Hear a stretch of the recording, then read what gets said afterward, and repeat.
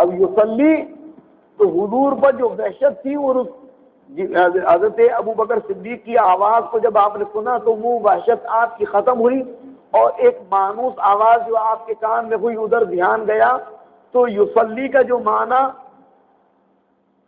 تھا اس طرف حضور نے توجہ نہیں فرمائی، اور آگے رب تبارک و تعالی نماز پڑھ رہا ہے، یصلی کا معنی تو وہ نماز پڑھتا ہے، تو رب تبارک و تعالی نماز پڑھ رہا ہے، یہ مفہوم ذہن میں آیا، تو پھر ادھر سے حکم ہوا کہ هو الذی یصلی علیکم وملائکتہ، وہ پروردگار وہ ذات ہے کہ جو آپ پر جو ہے رحمت نازل فرماتا ہے، درود بھیجتا ہے، صلات بھیجتا ہے، اور اس کے فرشتے بھی بھیجتے ہیں۔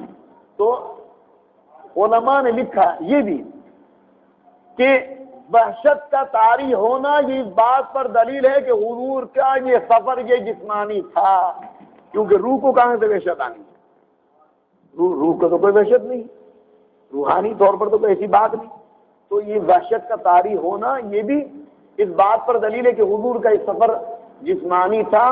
پھر حضرت ابوبکر صدیق رضی اللہ تعالیٰ عنہ کی مانوس آواز میں وہ کلام آپ کے کانوں میں مسموع ہوا، اور حضور پر اس وحشت کا اثر وہ ظاہر ہوا، اور تھوڑے وقت کے لیے حضور کے ذہن سے یصلی کا وہ جو معنی تھا وہ ہٹا کر ایک عام معنی رکھا، حالانکہ اس کا معنی یہ تھا کہ اللہ تبارک و تعالیٰ درود بھیجتا ہے آپ پر، هو الذی یصلی علیکم وملائکتہ۔ جی قرآن پاک میں بھی اللہ تبارک و تعالیٰ نے یہ نازل فرمایا ہے۔ حضور علیہ الصلوۃ والتسلیم نے الحمدللہ یہ سفر کیا، اور پھر حضور چلے آئے، پورا یہ ایک عرصہ لگا، یہ پورا یہ جو سفر ہوا، جانا آنا 3 اسٹیپ ہیں اس کے، مسجد حرام سے مسجد اقصیٰ، مسجد اقصیٰ سے آسمان، آسمان سے اطلاع مقام، یہ 3 اسٹیپ اگر یوں دیکھا جائے تو بہت سارے، لیکن کیسا رہا یہ سفر؟ لیلن، رات کے مختصر سے حصے میں علماء نے لکھا کہ لیلن کی جو تنوین ہے یہ تنکیر کی ہے، اور اس میں قلت بیان کرنا ہے، اثرات تو کہتے ہی رات میں لے جانے کو ہیں، لیکن لیلن کی تنویر بھی یہ بتا رہی ہے کہ رات کے نہایت کم حصے میں یہ سفر ہوا، بہت کم حصے میں۔ کیسے؟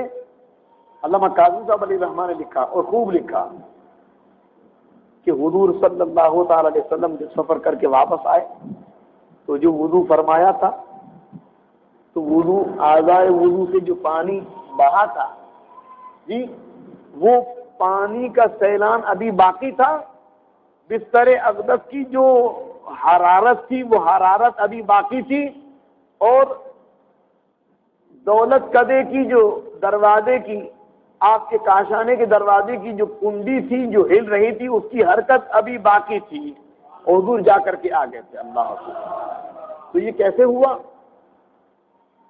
کیسے ہوا؟ ارے یہ ایسے ہوا کہ حضور جانے کائنات ہے، جانے کائنات ہے، حضور اس عالم سے اس عالم میں چلے گئے، تو یہاں جو جس اسٹیج پہ تھا وہ وہیں کا وہیں رک گیا، وہیں رک گیا۔ مثال کے طور پر یہ گھڑی ہے، جی 10 میں 20 کم پہ میں شروع ہوا تھا، 1 گھنٹہ میرا پورا ہو گیا۔ عبدالرحیم صاحب مجھے دیکھ رہے ہیں لیکن میں نہیں دیکھ رہا ہوں ان کو۔ 12 ابھی اگر اس کا سیل نکال لیا جائے، سیل اگر نکال لیا جائے کسی وقت پہ رک جائے گی، رک جائے گی۔ 10 منٹ بعد لگائیں تو یہیں سے سٹارٹ ہونا ہے، 2 دن بعد لگائیں یہیں سے سٹارٹ ہونا ہے، سال بھر بعد لگائیں یہیں سے سٹارٹ، ٹھیک، بشرطے کہ سیل صحیح ہو تو اسی جگہ سے منہ کرے گی۔ حضور جانے کائنات، اور اعلیٰ حضرت نے فرمایا کہ وہ جو نہ تھے تو کچھ نہ تھا، وہ جو نہ ہو تو کچھ نہ ہو، جان ہے وہ جہان کی، جان ہے تو جہان ہے۔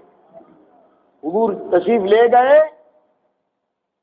اور واپس آئے، جب تشریف لے گئے تو حرارت اپنے جس اسٹیج پر تھی اس اسٹیج پر رک گئی، برودت اپنی جگہ، حرکت اپنی جگہ، ٹھیک، سیلان اپنی جگہ، جو جس درجے میں تھا پانی کا سیلان اس درجے پہ باقی رہا، کنڈی کی حرکت اپنے اس درجے پر رہی، اور بستر اقدس کی جو حرارت کا جو درجہ تھا وہ وہیں رہا۔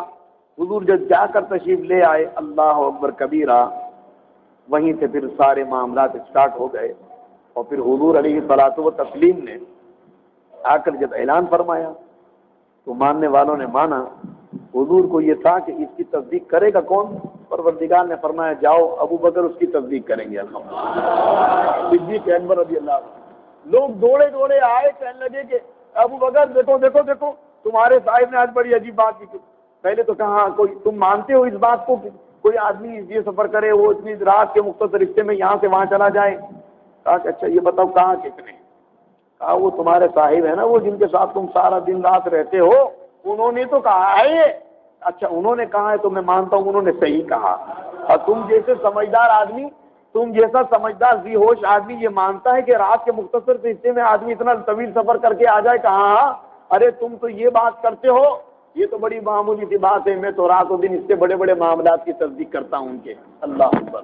اس لیے کہ وہ زبان ہے کہ ما ینطق عن الہوی ان هو الا وحی یوحی, ہے کہ نبی اپنی خواہش سے تو کچھ کلام نہیں کرتے, وہی فرماتے ہیں ان کی طرف وحی کی جاتی. حضور کا یہ فرمانا یہ یقین اللہ رب العالمین کے حکم سے ہوگا, اور حضور نے یہ سفر کیا ہے, لہٰذا میں مانتا بھی ہوں اور میں تصدیق بھی کرتا ہوں کہ حضور نے یہ سفر کیا ہے. اللہ تبارک و تعالی ان تمام صحابہ کرام رضوان اللہ تعالی علیہ مجمعین کو کہ جو حضور کے رفیق بنے الحمدللہ, اور خاص کر وہ جو سابقون الاولون ہوئے اور وہ جنہوں نے مشقتیں زیادہ اٹھائیں, سب پر اللہ رب العالمین ان کی تربتوں پر رحمت و رضوان کی بارشیں نازل فرمائے. اور سفر معراج کی جو حکمتیں ہیں وہ تو بے حد و بے شمار, ہم اور آپ کیا اس کو بیان کریں گے اور کیا اس کو سمجھیں گے. نہ ہمارا فہم اتنا ہے, نہ ہمارے پاس اتنی سمجھ ہے, نہ اتنی عقل, نہ اتنا علم ہے. اللہ تبارک و تعالی ہم سب کو جو کچھ سنا اس پر عمل کرنے کی توفیق رفیق مرحمت فرمائے. پھر عرض کروں گا کہ ہمیں جو تحفہ ملا وہ نماز کا ہے, لہذا نماز ہمیں اس سفر معراج کی یاد دلاتی ہے. دن میں 5 وقت. سدرا جا نہیں سکتے, ہم جا سکتے ہیں, اور سدرا جا سکتے ہیں, کہیں جا نہیں سکتے. بہت سے تو یہ کرسی پہ نماز پڑھتے اوپر نہیں جا سکتے, سدرا کیسے جائیں؟ اللہ اکبر کبیرہ. تو سدرا جانا ہمارے بس کی بات نہیں, تو ہمارے لیے کیا عروج ہے اور ہمارے لیے کیا اعراج ہے؟ ہمارے لیے نماز, اردو میں فرمایا نماز مومن کی معراج ہے.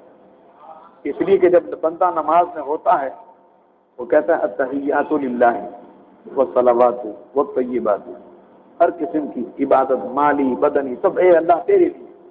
اور پھر حضور صلی اللہ تعالی علیہ وسلم کو حاضر خطاب کے سیغے کے ساتھ کہ السلام علیک ایھا النبی, یہ سلام پیش کرتا ہے. تو حضور صلی اللہ تعالی وسلم اللہ کی بارگاہ سے ایک لمحے کے لیے بھی غیر حاضر نہیں ہوتے, اور حضور کی بارگاہ میں جب یہ سلام پیش کرتا ہے اور یہ بطور حکایت نہیں بلکہ بطور انشاء کرتا ہے اور توجہ کے ساتھ, اور ادھر سے جواب آ جائے, میں کہتا ہوں کہ یہی بندے کی معراج ہے.